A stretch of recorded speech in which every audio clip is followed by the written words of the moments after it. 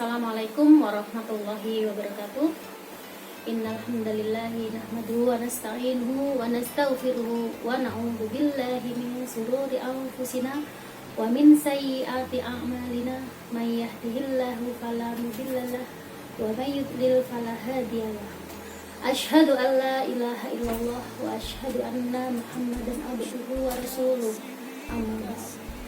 Puji syukur marilah bersama-sama kita panjatkan kepada Allah yang telah memberikan banyak limpahan rahmat dan hidayah kepada kita, terutama nikmat Islam, nikmat sehat, sehingga kita masih bisa melakukan aktivitas seperti biasa. Tak lupa sholawat dan salam marilah kita berikan kepada junjungan kita Nabi besar Muhammad SAW yang telah membawa kita dari zaman jahiliyah ke zaman yang terang benderang saat ini.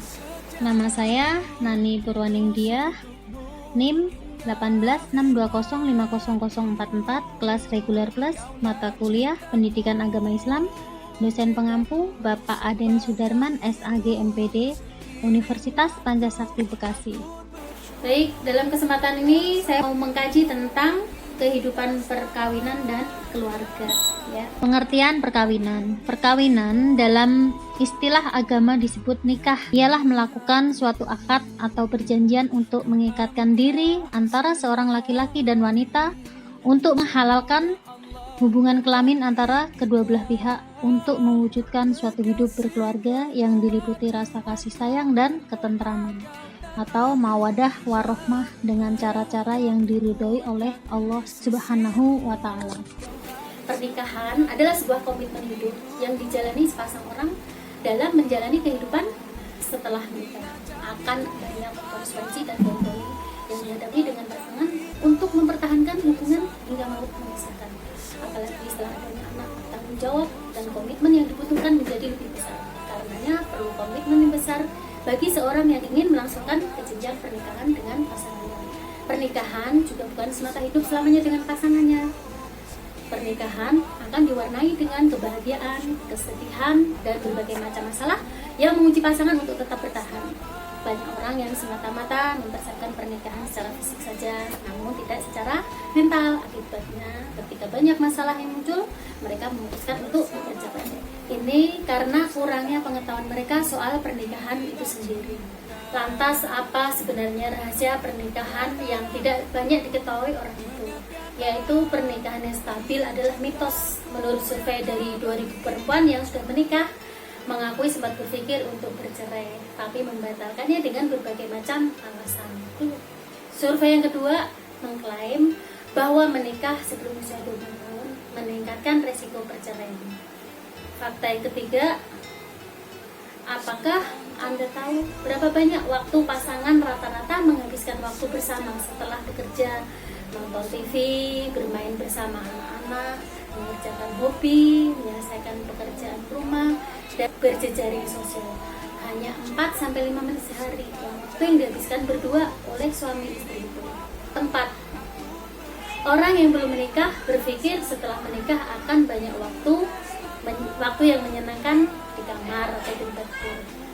Tapi sebuah studi mengklaim bahwa setelah tahun pertama rata-rata yang sudah menikah hampir tidak menyentuh satu sama yang lain. Frekuensi bercinta turun 10 kali per tahun. Itu karena apa? Karena bosan. Fakta yang kelima, memiliki anak secara bertahap mengembangkan jarak emosional. Dengan cara yang sama, pasangan yang membesarkan anak-anak dapat mengalami banyak stres dan tanggung jawab yang dapat meningkatkan jarak emosional. Fakta yang keenam, survei mengatakan bahwa satu-satunya hal yang memenuhi kebutuhan manusia lebih dari uang, cinta, dan hubungan adalah sebuah pernikahan. Rukun perkawinan, yaitu adanya mempelai laki-laki dan mempelai perempuan. Ada wali nikah bagi perempuan. Wali nikah itu bisa bapaknya atau bisa juga adik laki-lakinya atau kakak laki-lakinya, boleh pamannya, boleh kakeknya. Terus harus ada 2 orang saksi laki-laki, dan yang terakhir harus ada ijab dan qabul. Syarat perkawinan: yaitu adanya mempelai pria dan wanita yang sama-sama beragama Islam. Jadi kalau salah satu di antara keduanya misalkan beragama beda, maka tidak diperbolehkan. Untuk syarat yang kedua yaitu mempelai laki-laki bukan mahram dari calon istri. Mahram itu orang yang haram untuk dinikah. Yang ketiga, adanya wali akad nikah dari perempuan bersedia untuk menjadi wali. Kalaupun tidak bersedia, boleh hakim sebagai wali nikah. Yang keempatnya, kedua mempelai tidak sedang ihram. Hukum perkawinan. Pertama, wajib. Wajib itu apabila seseorang memiliki kemampuan untuk membangun rumah tangga serta ia tidak dapat menahan dirinya dari hal-hal yang dapat menjerumuskannya pada perbuatan zina. Untuk yang kedua, sunnah, yaitu apabila memiliki kemampuan untuk menikah, akan tetapi ia dapat menahan dirinya dari sesuatu yang mampu menjerumuskannya pada perbuatan zina. Nah, untuk yang ketiga, hukumnya makruh, yaitu apabila cukup kemampuan atau tanggung jawab untuk berumah tangga serta dapat menahan diri dari perbuatan zina, sehingga jika tidak menikah tidak akan tergelincir pada perbuatan zina. Yang keempat, mubah atau boleh, yaitu apabila memiliki kemampuan untuk menikah namun ia tidak dapat tergelincir dalam perbuatan zina jika tidak melakukannya. Nah, yang kelima, hukumnya haram, yaitu apabila tidak memiliki kemampuan atau tanggung jawab untuk memulai rumah tangga dan jika menikah dikhawatirkan akan menelantarkan istrinya.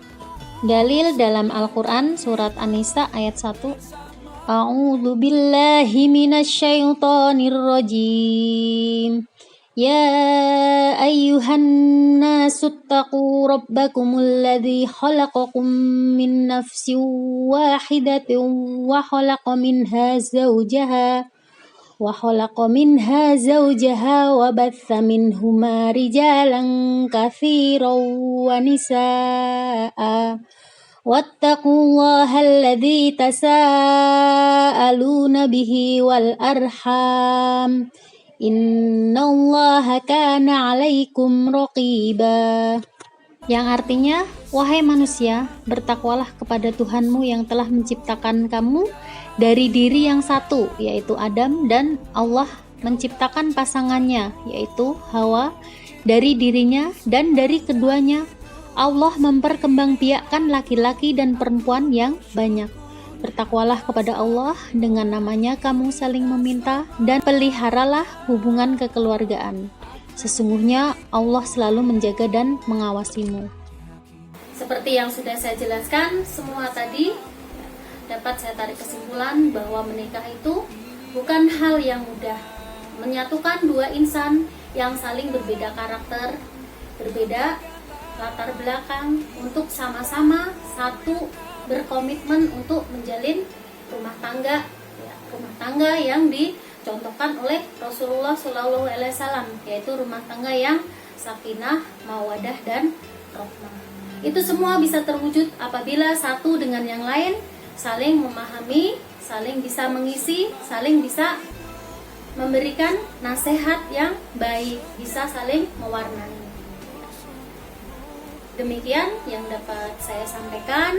Mudah-mudahan bermanfaat untuk kita semua, baik yang sudah menikah ataupun yang belum menikah, agar kedepannya kita mendapatkan apa yang kita inginkan dari sebuah pernikahan itu sendiri, yaitu pernikahan yang akan membawa kita menuju ke jannahnya, bukan pernikahan yang mendapat laknat dari Allah. Demikian, Assalamualaikum warahmatullahi wabarakatuh.